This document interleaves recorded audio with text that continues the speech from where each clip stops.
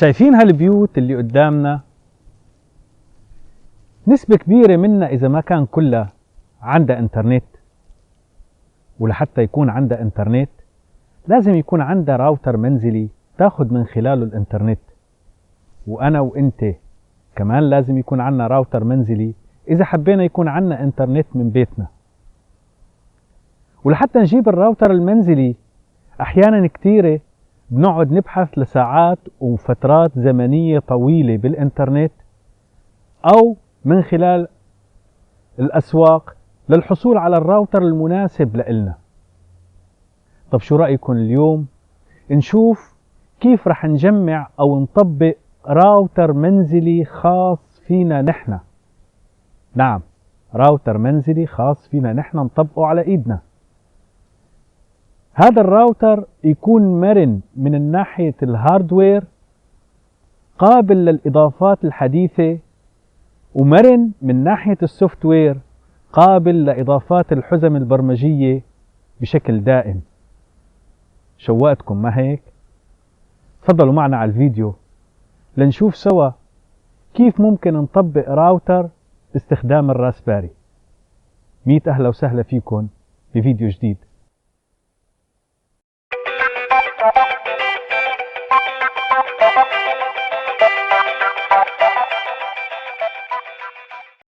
السلام عليكم ورحمة الله وبركاته. هلأ قد يسأل البعض إنه يعني الراوترات معبية السوق، هلأ بدنا نجي نعمل راوتر على إيدنا؟ فهو من شان هذا السؤال أنا حددت هدف محدد لهذا المشروع. إذا أنت بيعنيك هذا الهدف فبتقدر تكمل بالفيديو، أما إذا ما بيعنيك فببساطة ممكن تغير الفيديو لفيديو تاني. الهدف من المشروع إنه نقدر نبني راوتر بأنفسنا، هي أول نقطة.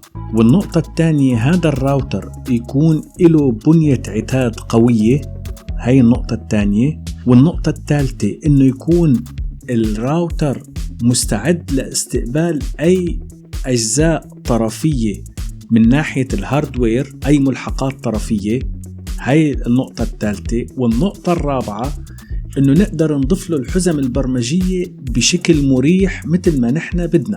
هلأ زي ما شايفين قدامنا، أي راوتر مهما كان نوعه لازم يتوفر فيه 3 نقاط أساسية. أول نقطة هي النقطة اللي لازم يستقبل الراوتر منها الباكيتات القادمة من مزود الخدمة، وهي الباكيتات ممكن تكون باكيتات جاي بطريقة لاسلكية، وممكن تكون باكيتات جاي بطريقة سلكية. بالراوتر اللي قدامنا الباكيتات قادمة بطريقة سلكية، المفترض انها تيجي على النقطة الزرقاء زي ما احنا شايفين بهذا الراوتر.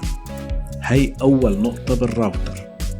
بعد ما تيجي الباكيتات على الراوتر بيقوم بيعمل لها راوتينج من النقطة الزرقاء للنقطة الصفراء. وراوتينج يعني تحويل الباكيتات من عنوان إلى عنوان مختلف.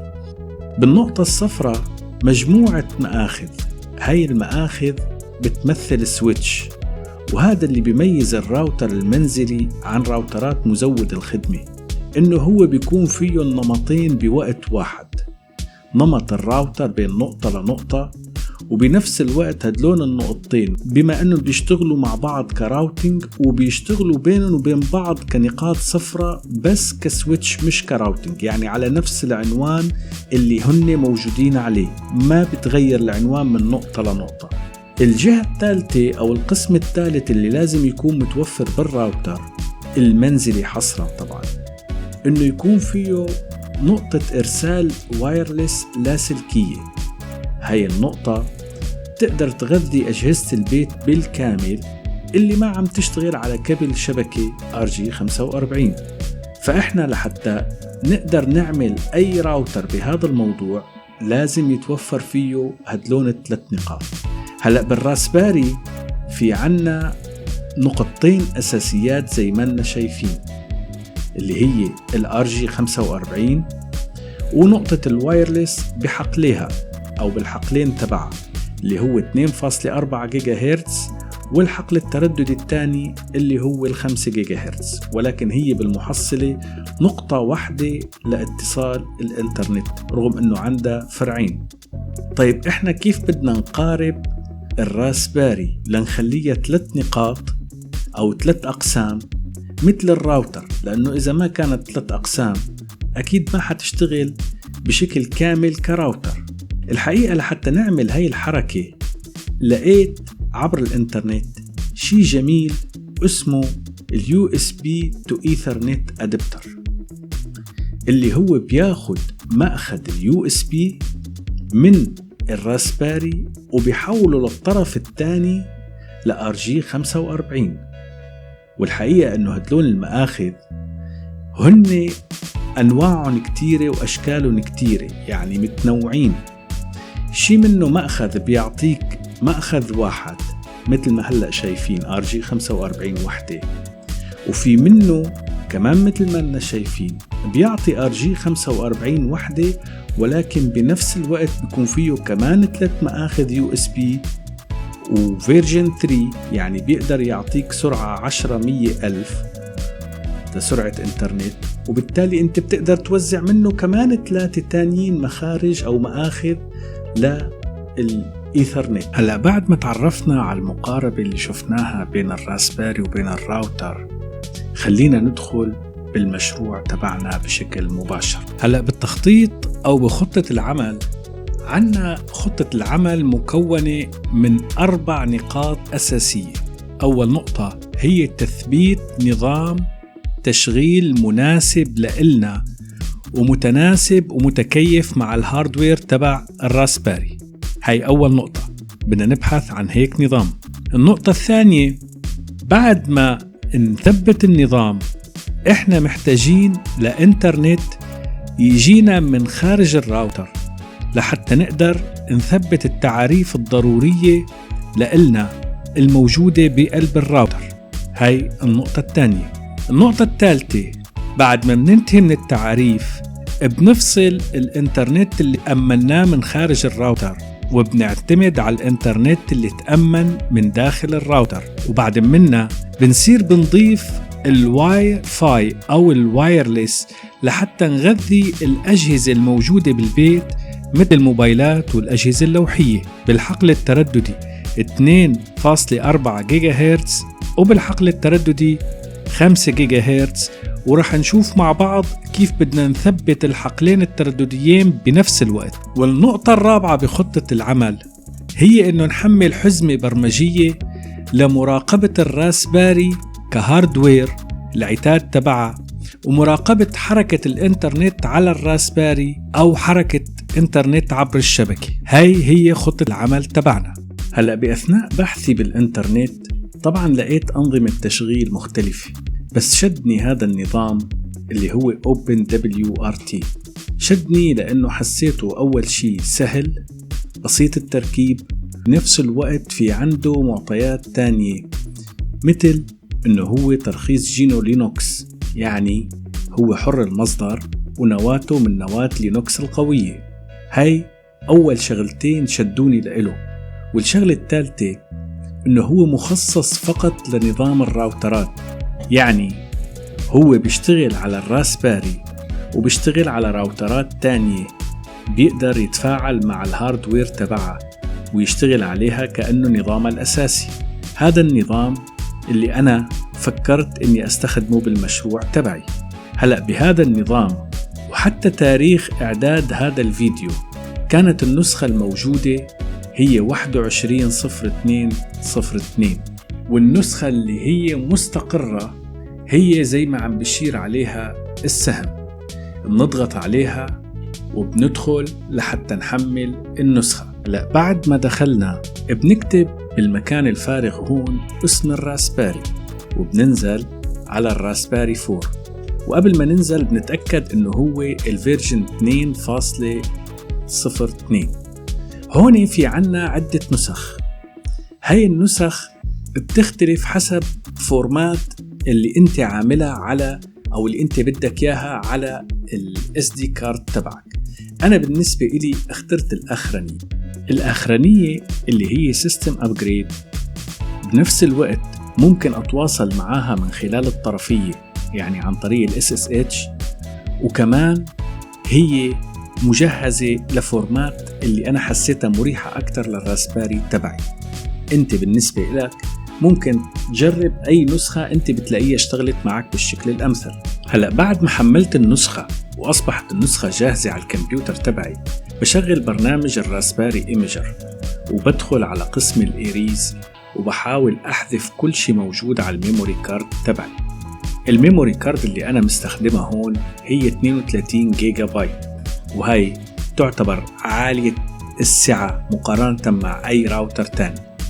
بقول له رايت لحتى أحذف، وبعد ما تنتهي عملية الحذف برجع بختار مرة تانية، بضغط على الإريز، بس هالمرة بختار اليوز كوستوم. من اليوز كوستوم بختار المكان اللي أنا حاطط فيه النسخة تبعي. من هذا المكان اختار النسخة وبقول له اوبن، وبعطيه تحديد للميموري كارد، وبعدين كتابة. بعد الانتهاء من الكتابة بنزع الميموري كارد من الكمبيوتر وبركبها على الراسباري وبقلع عليها. هلأ بعد ما وصلنا الميموري كارد بقلب الراسباري بنترك الأدبتر مفصول، ما بنوصله زي ما إشارة الضرب اللي موجودة عنا هون، وبنوصل الباور وبنوصل الكابل تبع الشبكة الخاص بالكمبيوتر تبعي اللي هو الكابل الأبيض اللي شايفينه فوق جنب الأدبتر، وبنشغل الراسباري وبنفتح المتصفح تبعنا وبننتظر لحديت ما تظهر عنا الشاشة اللي هلأ رح نشوفها قدامنا. هلأ بالإقلاع الأول زي ما لنا شايفين بس بنطلب العنوان تبعنا مباشرة، وهذا العنوان هو عنوان ثابت بأي راسباري بدك تنزل عليها لأول مرة OpenWRT رح تطلب مهما كانت النسخة، رح تطلب هذا العنوان 192.168.1.1 إلا إذا أنت حبيت تغيره. رح استخدم اليوزر نيم والباسورد روت لأول مرة لأني بعدني ما عينت اسم مستخدم وكلمة سر جداد.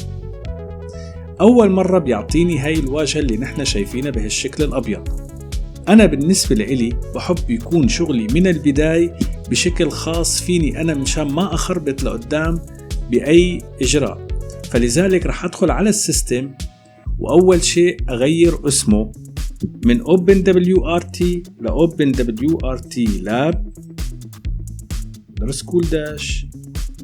نضال.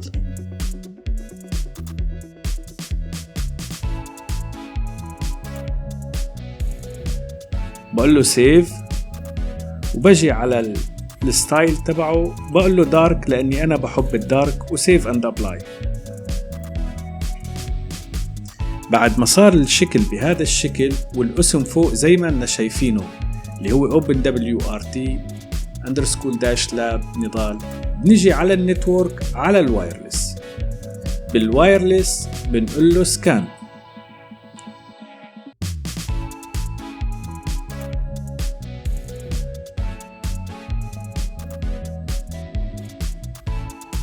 وهلأ رح ناخد الانترنت بالبداية من الجوال تبعي. جوالي يعني انترنت من الشريحة، بس على بين ما نعرف الأدبتر، وبعد ما نعرف الأدبتر ويصير على الراسباري انترنت رح نرجع ناخد الانترنت من الراسباري. بنحط الباسورد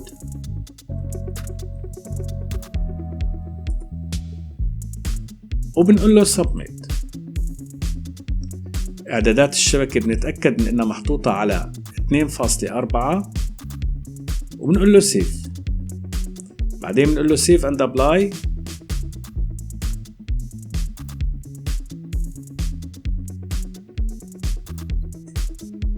ننتظر عليه شوي على بين ما ياخد. زي ما أننا شايفين بدأ ياخد الاي بي من الجوال والانترنت من الجوال، وهي أصبح جاهز الاي بي تبعنا من هون. هلا هذا الاي بي احيانا بيظهر واحيانا ما بيظهر. احنا بيهمنا اكتر شيء الاي بي نشوفه من هاي النقطة. من هاي النقطة هاي الاي بي اخذ من هذا المكان، وهذا الاساسي وهذا اللي انا بدي اعتمد عليه.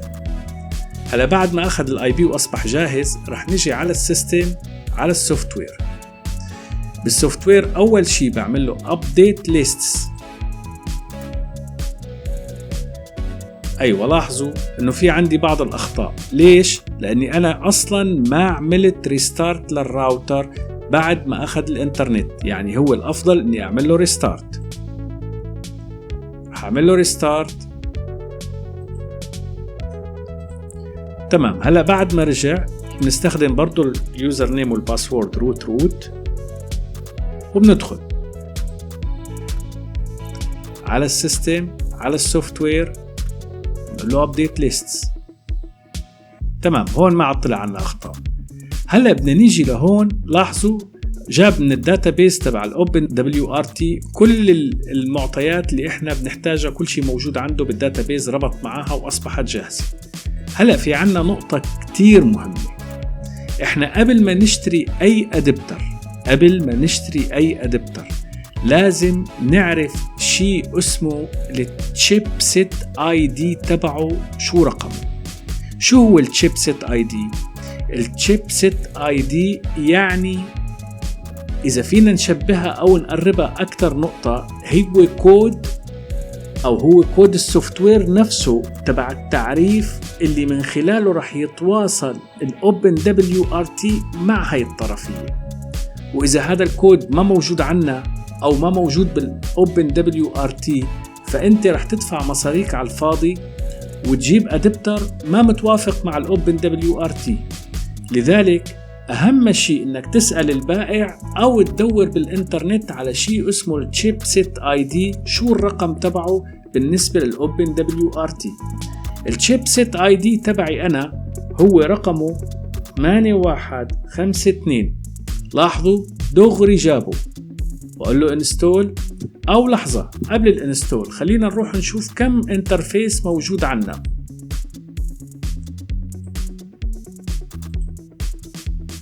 الحقيقة هلأ ما موجود عنا غير 2 انترفيس، واحد ماخد منهم الانترنت من الوايرلس، والتاني اللي هو الماستر الأساسي بقلب الوايرلس، وعنا البريدج أو الإيثرنت 0 اللي هو عم بيعطي للجوال تبعي عن طريق بريدج معمول على اللان.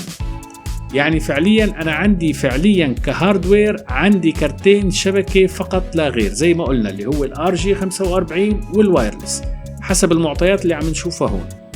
طيب رح نرجع مرة تانية هلأ على السوفت وير ونقول له انستول. نصبنا.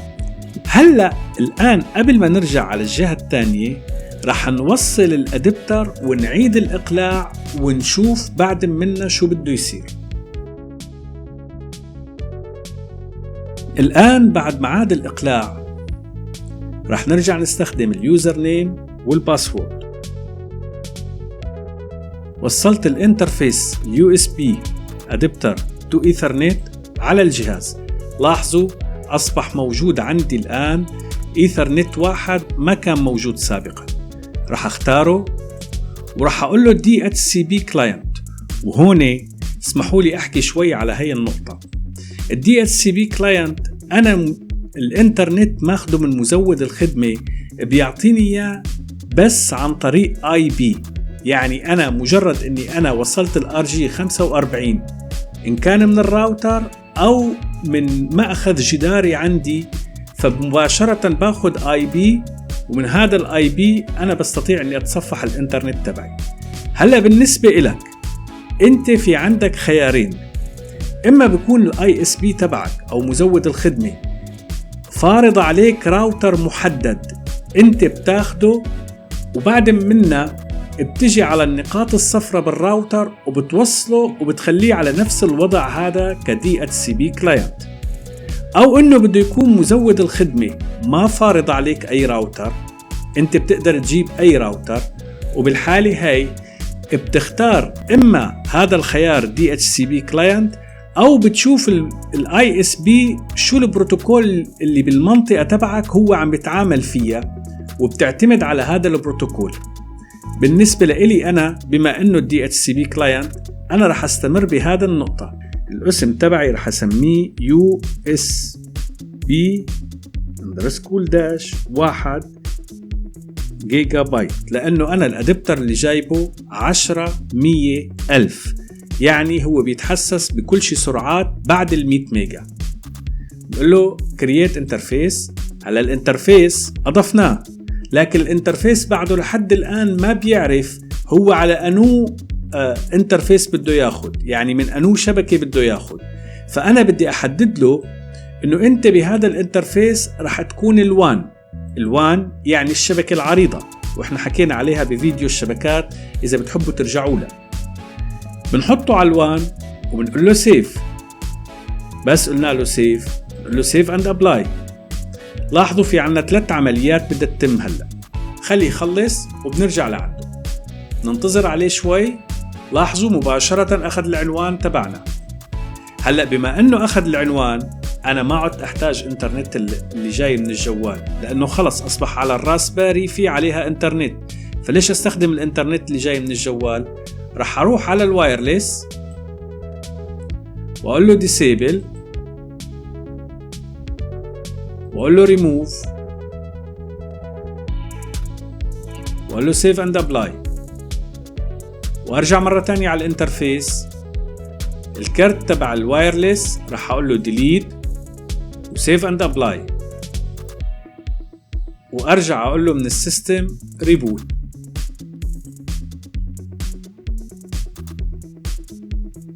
هلا بعد ما نرجع بنعمل له روت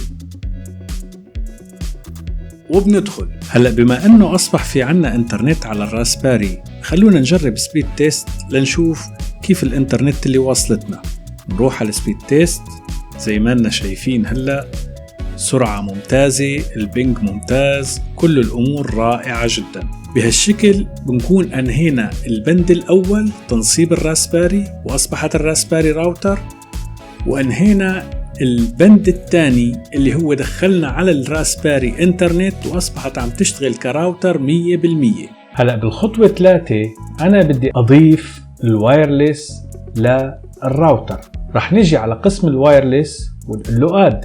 أول ما بنقول له آد بنحدد الوايرلس اللي بدنا إياها، وأنا هون رح أحدد هلأ الوايرلس اللي هي 5 جيجا و40 ميجا هرتز. هلا بخصوص ال 40 ميجا هرتز، الناس اللي بتشتغل على الانترنت ضمن باقات خليها الافضل تكون 20 ميجا هرتز، لانه ال 40 ميجا هرتز بتستهلك انترنت اعلى.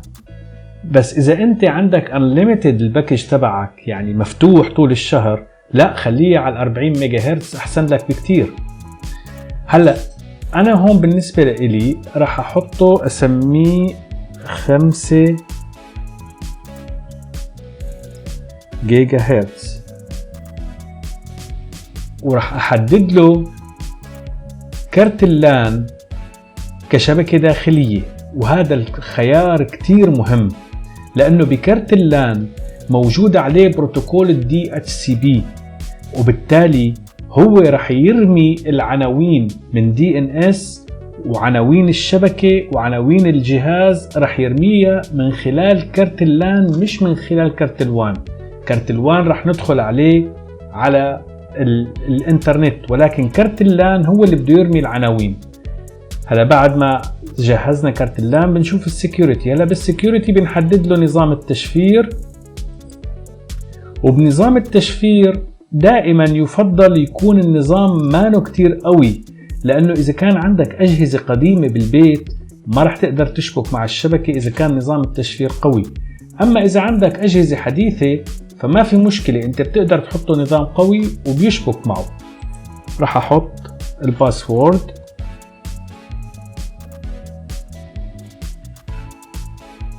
وأقول له سيف وسيف أند أبلاي، ورح نيجي نشوف الموبايل كيف بده يشبك معه. هلأ رح نشوف سبيد تيست من الموبايل وبنشوف قديش السرعة ممكن تكون.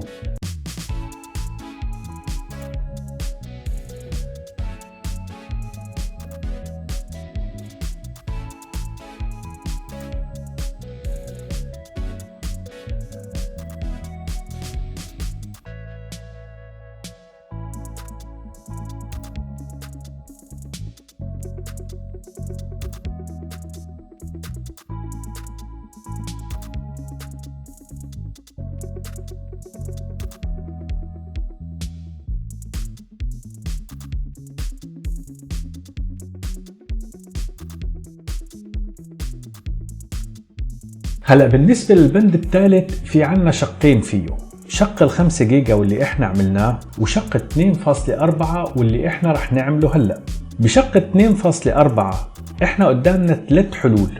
الحل الاول هو اسهلهم، اذا انت بالمكان بتحتاج بس حزمة ترددية واحدة، يعني اما 5 او 2.4، فانت بتقدر تدخل على البرنامج وتعدل من 5 ل 2.4. اما اذا كان انت احتجت انه بيكون بالمكان نفسه الحزمتين اللي هو 5 و 2.4 بنفس الوقت، فهون في قدامك حلين متفرعات.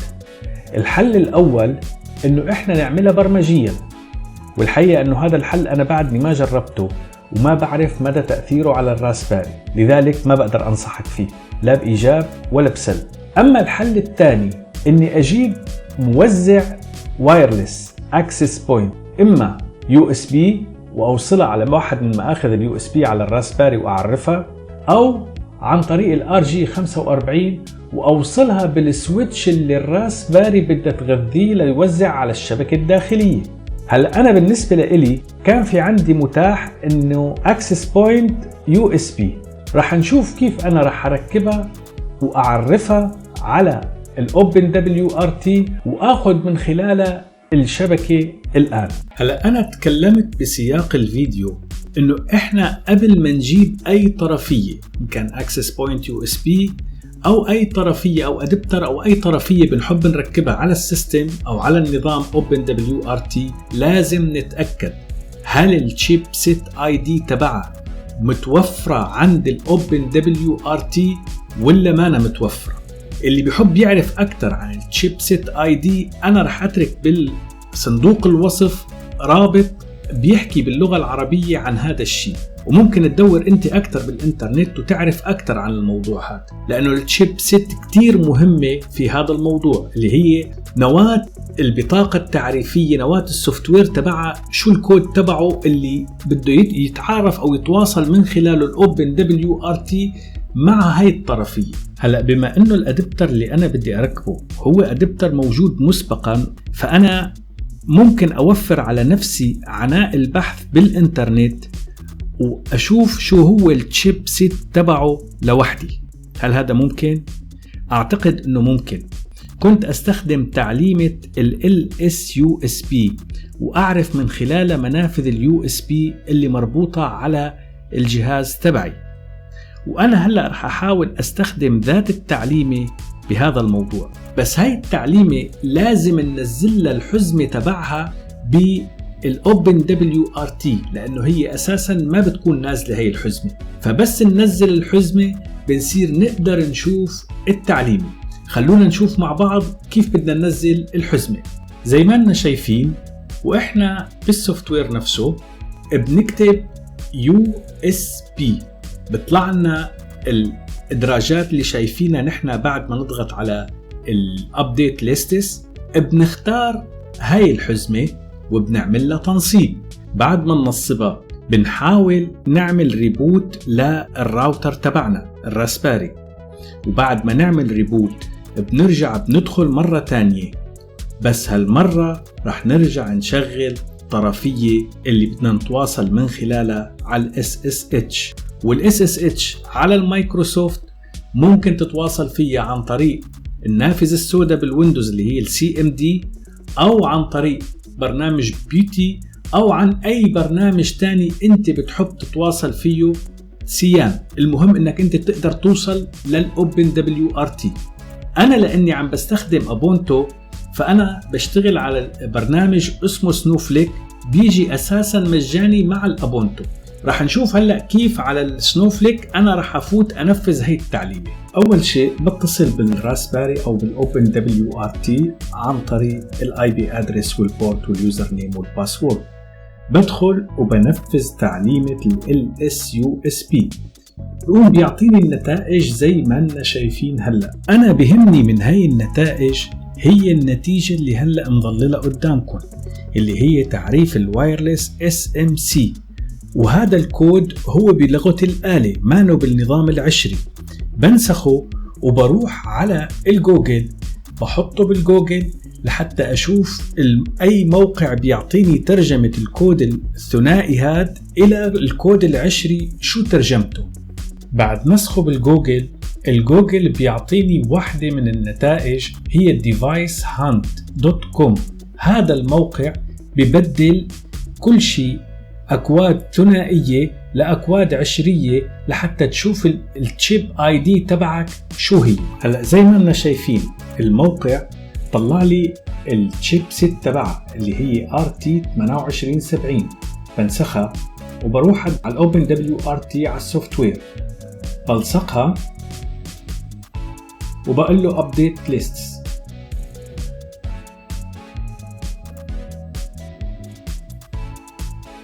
بيقوم بيجيب لي إياها.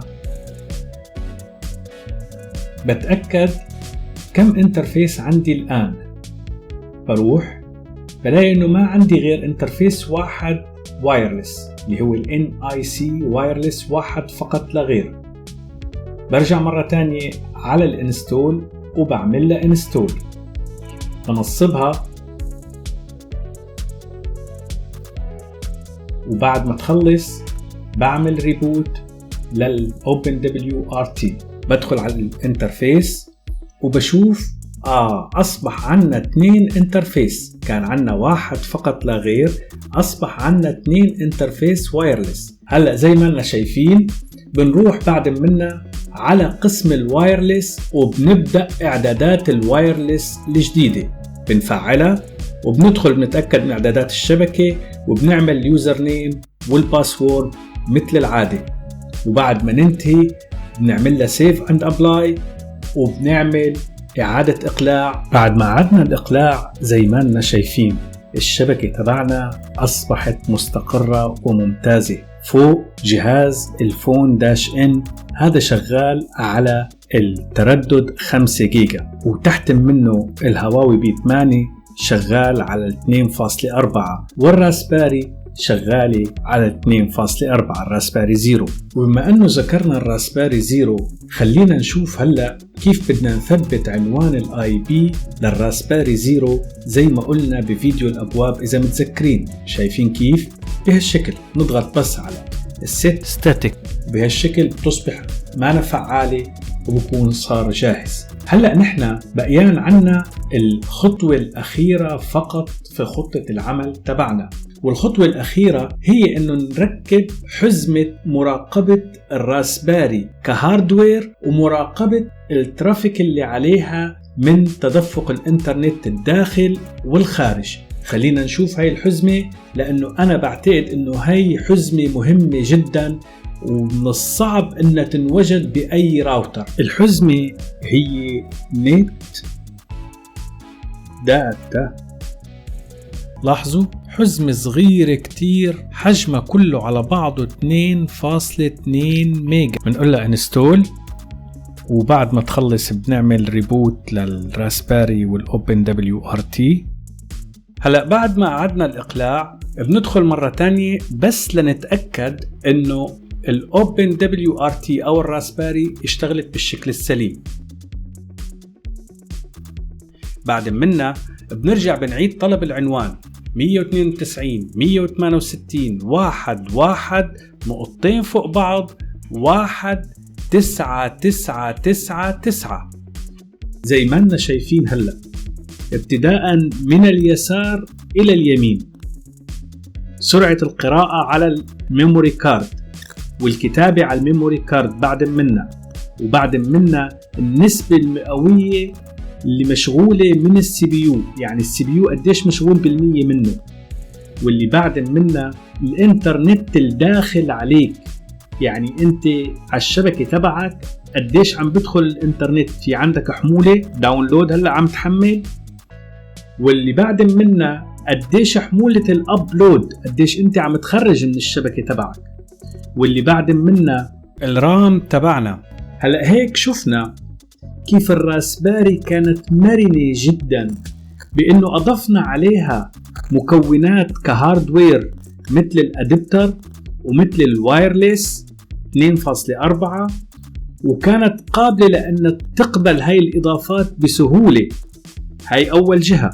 والجهة الثانية أضفنا عليها حزم برمجية مثل التعريف ومثل هذا البرنامج، وبرضه كانت مرنة جدا بهذا الموضوع. بهالشكل احنا هلأ أنهينا إنشاء راوتر بالأربع نقاط الأساسية اللي حددناهم في خطة العمل تبعنا، وأصبح عنا راوتر فعلي. أنت بالنسبة لإلك بتشوف النقاط، وين النقطة اللي بتحب تركز عليها بالفيديو ركز عليها. شكرا لكم وشكرا لمتابعتكم، وإلى اللقاء. إن شاء الله يكون الفيديو عجبكم، وإن شاء الله تكونوا حسيتوا إنه هو سهل مو صعب. وإذا لقيتوا فيه صعوبة أنا بتمنى إنك ترجع تشوفه عدة مرات وتمشي معه خطوة خطوة. والنقطة اللي بتشعر إنك أنت ما قدرت تفهمها بأي شكل من الأشكال، لا تنسى إنه إحنا عم ننتظر استفساراتك وأسئلتك عن طريق الموقع إذا كانت استفسارات تخص نقطة محددة بهذا الموضوع. وإذا كان عندك ملاحظات عامة فميت أهلا وسهلا فيك بالتعليقات بوسائل التواصل الاجتماعي، اليوتيوب والفيسبوك والديلي موشن. شكرا لكم لمتابعتكم، وإلى اللقاء بفيديو جديد.